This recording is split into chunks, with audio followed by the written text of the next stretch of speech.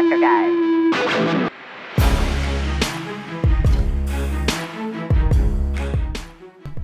For years, Britain's kind of sidestepped 20th century conflict in particular, and we concentrated on a lot of typical things, and we did it in depth, especially Anglo-Zulu War for the outbreak of the war.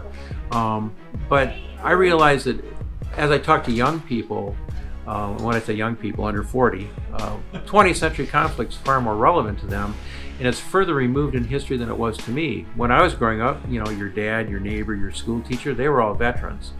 And so in some ways it was more recent.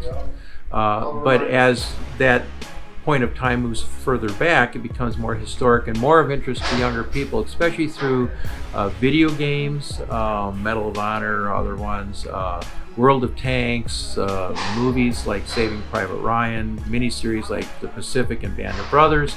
And we realized we really needed to have something that was relevant to a younger audience. So we invested in World War II, and I wanted to do a storyline because Britons under other ownership in the past often would do a few figures and then move on to something totally different. So you're in Italy, you're in North Africa, you're in the Pacific, without enough figures to really tell any kind of story on a human level. I decided that the most compelling thing to a lot of people I spoke to, partially because of Band of Brothers, was the European theater of operations. Toward the end of the war, middle to the end of the war, and the push into Germany and the defeat of Nazi Germany. So that's the storyline that we've been doing. The research, although again it's relatively recent history, is complex because it's so technical and things change so dramatically. Clothing changes, for instance, for the U.S. common infantrymen in a dramatic way post-1943. So the look of a GI going into Europe in 44 versus the end of the war in 45 can be very different, or a combination. So we've really taken a lot of effort to look at period photographs, interview vets, and do fair justice. With that said, we've only scratched the tip of the iceberg, and there's lots more to do. We're going back to visit Civil War and do more for the same reason. We've done Civil War figures in state-issued jackets, which were very common, more in frock coats, Confederates in frock coats. We'll certainly do more in the Universal 4-button sack coat because that's pretty common. But we're doing that, and the same thing with American War of Independence, with the anniversary coming up again. The Tea Party's already come and gone. It's the anniversary. We're revisiting that, and I think the storyline and historical line we like to tell are things that are sometimes not even understood. So it's almost a teaching method for us. A flintlock musket needs a minimum of 11 movements to load and fire it. And in all the drill manuals, which are all a derivative of a Prussian drill manual, every one of those movements have to happen or you can't fire the thing. So we've just done a development of 43rd Regiment of Foot figures, for instance, that show almost every movement to load that musket to fire it. And we'll come out with additional poses so we can see that as a representation. Maybe sometimes we get a little bit too close to history. I get that. We lose a little bit of the toy thing and the Hollywood thing. But at the end of the day, I almost feel like it's a matter of respect to the history and respect of those that served, no matter where they served or for who. And that's probably why we've had a lot more release. As we move forward, we might dial things a little bit back so we can do some larger releases in addition to the single figures, but right now we were filling gaps. So that's a lot of what you were seeing, is filling gaps and building foundations to move from. Including armor. Oh, absolutely, yeah. The armor development is interesting in that when I grew up again, because I'm an old guy, in Detroit area where they built an awful lot of stuff, every park and even some of the drive-in theaters would have, a Sherman tank or even an AT-6 for kids to play on. So you could get in the fighter plane or training plane, which is very dangerous by today's standards, but we had a great time. The park, which was only 4 blocks from me, had a Sherman tank setting in it. It was an M4A3 small hatch.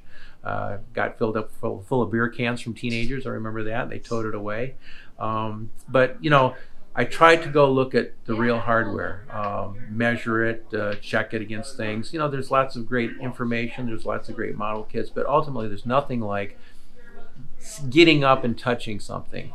I've been fortunate with my connections to go to museums, both private and publicly owned, to climb on vehicles and measure them and photograph them. And oftentimes you'll see something that you just didn't notice in a model, or you don't understand that when you're looking up at it, it's very different than looking down at a reduced scale piece. So our armor has been a lot of fun, but it's also been challenging. The thing that concerns me a little bit, but there's not a lot you can really do, is the increased cost to the collector. We see the same thing in the model industry. I just came back from the International Plastic Model Association National, and the price of kits go up because of the engineering investment that the companies have to make and the cost of tooling. But with the internet and specialty publications, people are far more aware. They count rivets, you know, they literally do. They measure things. And it's easy to get things wrong. And we make mistakes too, but probably not as many as we could if we just, you know, approach it shooting from the waist.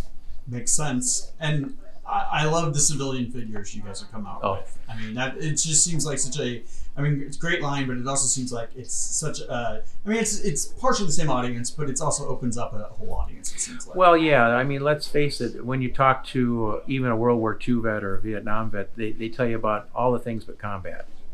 And most of the photographs that people have are someone home on leave.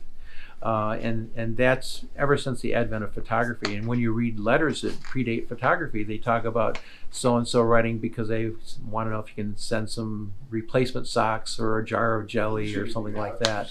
So the civilian component is important because the military is a subculture of our overall civilization.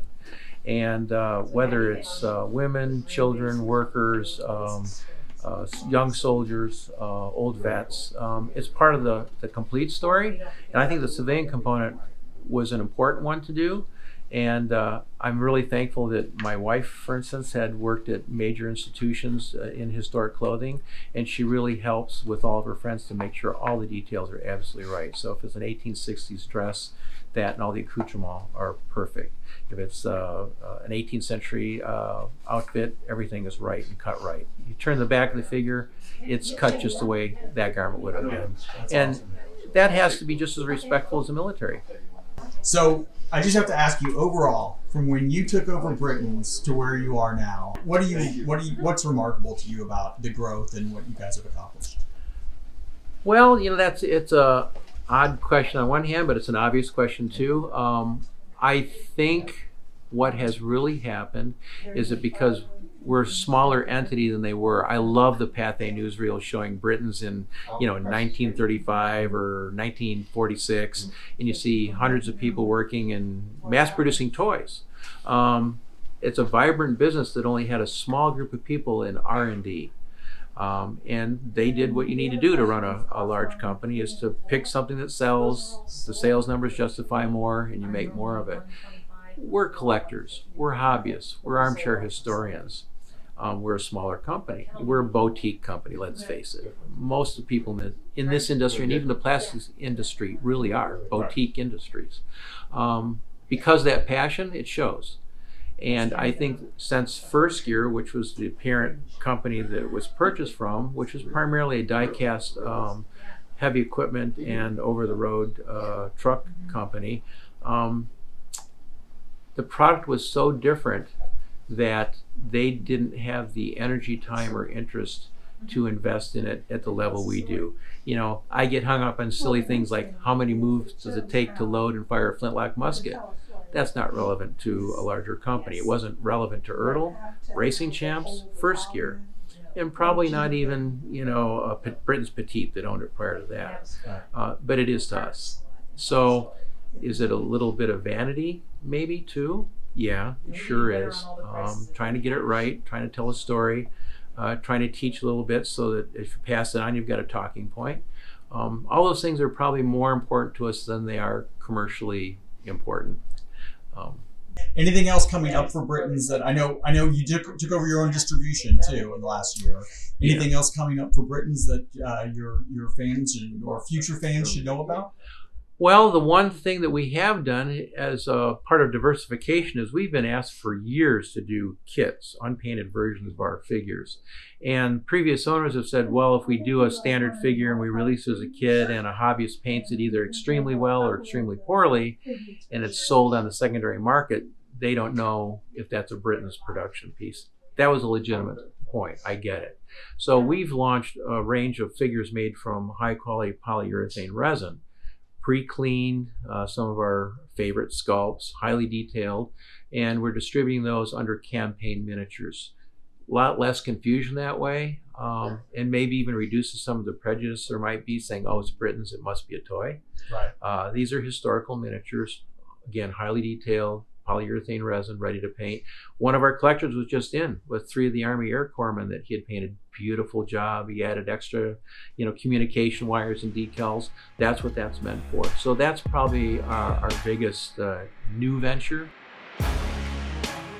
So these various dioramas were actually constructed to highlight various new figures, and in many cases they had included pre-production samples before we actually received manufactured goods for distribution. But they're also an opportunity for us to show to a degree what goes on in my head when we design a figure. So oftentimes, like this piece here, it's based on a classic World War II photograph. As I recall, it's actually 82nd Airborne being deployed into the Bulge. And when I designed the figures, I had that image in mind, so I basically replicated that black and white photograph in 3D.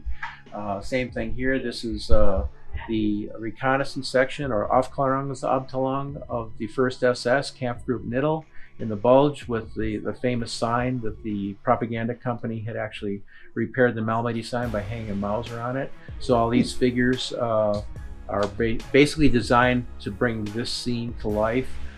This figure and this figure are pre-productions and aren't available and won't be available till the end of December. This piece right here, there's a great Bastogne sign that you'll find photographs of GIs posing with, several different groups. So we did the sign and we did the GIs. This figure just came in, and these 3 figures are available in December with the sign. So this was a way for us to show what's coming and add a little bit of excitement by putting them in context. Who knows what next year will bring.